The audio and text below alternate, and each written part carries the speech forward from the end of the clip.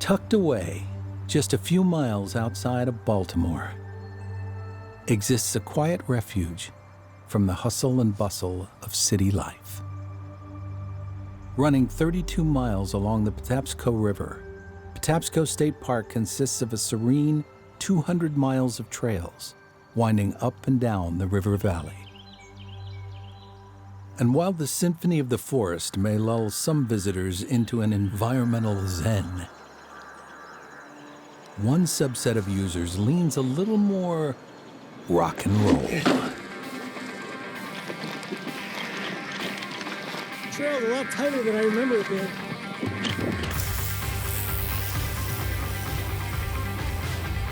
Six months ago, Chris Mead fell off his bike and broke his collarbone. He's been sidelined from mountain biking ever since. This is his first day back on the trails. For whatever reason, this was my introduction back into testing my collarbone. So yeah, like getting readjusted, and I can't help myself, so I'm bombing some hills and like, well, I guess we'll figure it out. Still getting warmed up. This is Trail Fest at Patapsco State Park. Hundreds of mountain bikers grind their gears on a 28-mile fun ride through the woods. Yeah, Patapsco Trail Fest! Woo! These are definitely some of the more technical trails for sure.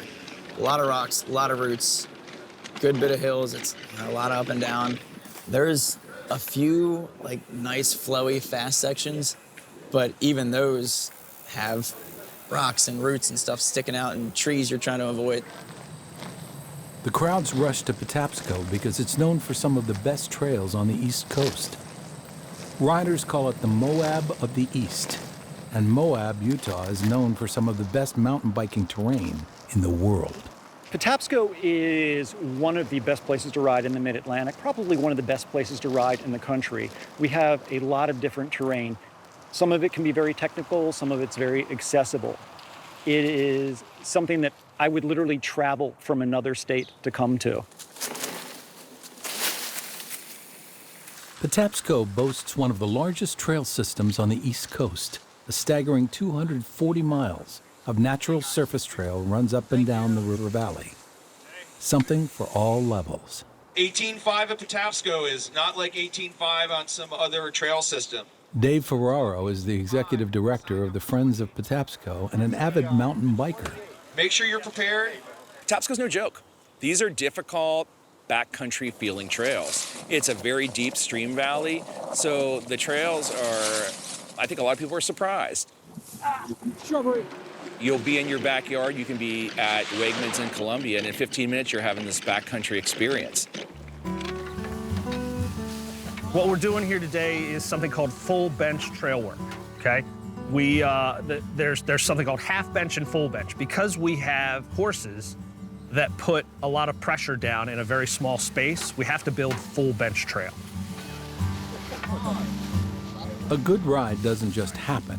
A lot of thought and planning goes into making trails fun and sustainable. All the way across. If you've got a hole like this guy here, you can bring a little soil back up in there. You'll notice this in good trail design today. A lot of times if you're going down a steep hill, that trail design will actually aim for big trees. So if you're on a bike or you're running, somebody at speed, we're gonna cause, it's a little bit of a psychological trip. We're gonna cause you to look at that tree rather than the trail. That's gonna slow you down a little bit. So that if somebody's coming uphill, you don't run over them, right? Eric Crawford is the president of the Friends of Patapsco State Park. He also works with the Maryland Department of Natural Resources to design the trails. And I want to make sure that people are on the right side of the flags and they're creating drainages appropriate to what we're doing. So like right behind you, there's a grade reversal there. I don't want to see that disappear as the guys are digging in it. We don't want this root to live here like this because that is going to impact the tree much more than just cutting the root.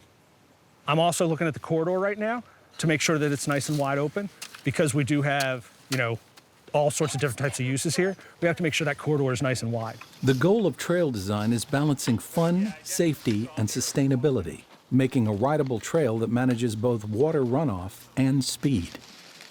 As much as possible, they try to build trails perpendicular to water runoff, using dips and valleys in the trail as a way to dump off any water that does end up on the path.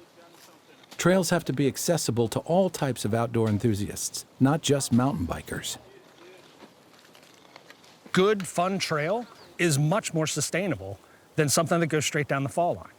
So what we're doing benefits both arguments. It takes more work than ever to keep up the trails. Outdoor activities exploded during the COVID-19 pandemic. And mountain biking is one of the fastest growing outdoor sports. And getting into it isn't cheap. A good entry-level bike costs at least $1,000, maybe more.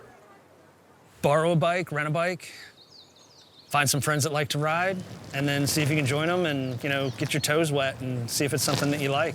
It's not real hard to do, you gotta get out there and do it. But once they catch the bug, many riders stick with the sport as long as they can physically handle it. Steve Vilnet and Rob Price have been riding for decades. People don't realize how close we are to the city, and we still have this wilderness. I looked for a sport that was outdoors and adventurous and got me some exercise, and I happened to live right near Patapsco Park, and it was perfect. It gave me everything that I was looking for, and it was right in my backyard. We'll see people that you know all the time, and I'll go on a ride and I will see people that I haven't seen for years. I'll see people that I'll see every week, and then I'll run into people who will say, hey, I'm here from Pennsylvania, or I read about this place online and I came up here from West Virginia, and that's pretty cool. For some of them, the allure of Patapsco is so strong, they've chosen to put down roots here. One of the amazing things I've seen back here is that guys who used to ride their bikes when they were in their early 20s are now buying houses in their 30s and 40s, and they're literally buying houses around the perimeter of the park. And I just think that's amazing that the park has become that important to them and the ability to ride out their door, that they will, make an investment in the community. Investing in the community and working to improve access to the serenity of the woods they love, so fellow mountain bikers like Chris can enjoy the trails. She's been pretty competitive. A symbiotic relationship, rocking and rolling through the quiet symphony of the forest. Stream anytime, anywhere with the free PBS app.